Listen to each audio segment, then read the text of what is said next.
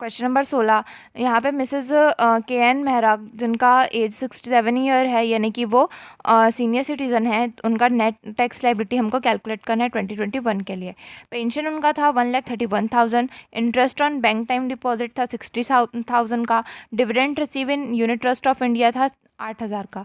हमको पता है कि इंडियन कंपनी का डिविडेंड जो होता है वो एग्जेम्प्ट होता है, इसलिए ये एग्जेम्प्ट हो जाएगा। She deposit in public provident fund during the previous year, ये था 10,000 रुपये का। तो सीनियर सिटीज़न के लिए लिमिट रहता है कि अगर 50,000 तक है उनका डिपॉजिट का लिमिट, तो फिर उनका डिडक्शन उनको मिलता है, लेकिन ये 50,000 से कम है, 10,000 है, इसलिए इसका डिडक्शन उनको नहीं मिलेगा। Receive share in Hindu undivided family, तो ये इसका कैलकुलेशन अलग से होता है, तो ये इसमें नहीं आएगा।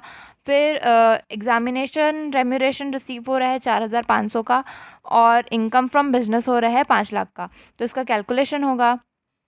Computation of gross tax liability, salary pension था उनका 1,31,000, इसमें स्टैंडर्ड डिडक्शन देंगे 50,000 का, तो आ जाएगा 81,000 जो उनका इनकम फ्रॉम सैलरी होगा। इनकम फ्रॉम अदर सोर्सेज में इंटरेस्ट ऑन बैंक डिपॉजिट आ जाएगा 60,000 का, इंडियन कंपनी का डिविडेंड जो होता है वो एग्जाम्प्ट होता है। रेम्यूरेशन ऑफ एग्जामिनरशिप होगा 4,500, 60,000 और 4,500 को जोड़ देंगे तो आ जाएगा 64,500 जो उनका इनकम फ्रॉम अदर सोर्सेज होगा। अब पीजीबीपी इनकम उनका होगा 5 लाख रुपए, जब तीनों को प्लस करेंगे तो आ जाएगा 6,45,500 जो उनका ग्रॉस टैक्स इनकम होगा। अब हम डिडक्शन देंगे under section 80C to 80U, interest on bank deposit देंगे 60,000 का डिडक्शन, और आरपीएफ का डिडक्शन नहीं मिलेगा क्योंकि ये सीनियर सिटीज़न है। उसके बाद अगर 50,000 रहता है या 50,000 से ज़्यादा तब डिडक्शन मिलता, 10,000 है इसलिए डिडक्शन नहीं मिलेगा। अब 6,45,500 में से 60,000 माइनस करेंगे तो आ जाएगा 5,85,500। अब हमको टैक्स ऑन स्लैब रेट देना है। टोटल इनकम है 5,85,500, इसमें से 3 लाख रुपए, क्योंकि ये सीनियर सिटीज़न है तो 3 लाख तक नील होगा। उसके बाद 2 लाख पर 5% निकालेंगे तो आएगा 10,000, फिर बैलेंस बचेगा 85,500, इसका 20% निकालेंगे तो आएगा 17,100। दोनों को प्लस कर देंगे तो आ जाएगा 27,100। इस पर प्लस करेंगे 4% एजुकेशन और हेल्थ टैक्स तो आ जाएगा 1,084। दोनों को प्लस कर देंगे तो आ जाएगा 28,184। इसको हम राउंड ऑफ कर सकते हैं तो ये आ जाएगा 28,180 जो उनका ग्रॉस टैक्स लाइबिलिटी होगा।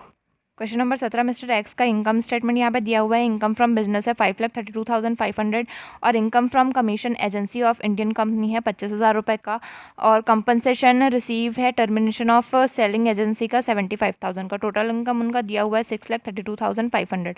तो हमको फाइंड आउट करना है उनका gross tax liability assessment year 2021 के लिए। Computation of gross tax liability, income from business है 5,32,500, इनकम फ्रॉम कमीशन था 25,000 का, कंपनसेशन रिसीव हो रहा था 75,000 का। तीनों को जोड़ देंगे तो आ जाएगा 6,32,500 जो उनका टोटल इनकम होगा।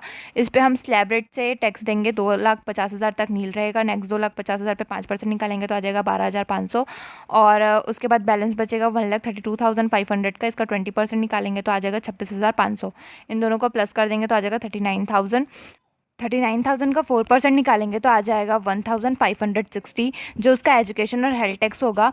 दोनों को जब अपन प्लस कर देंगे तो आ जाएगा 40,560 जो उसका ग्रॉस टैक्स लाइबिलिटी होगा।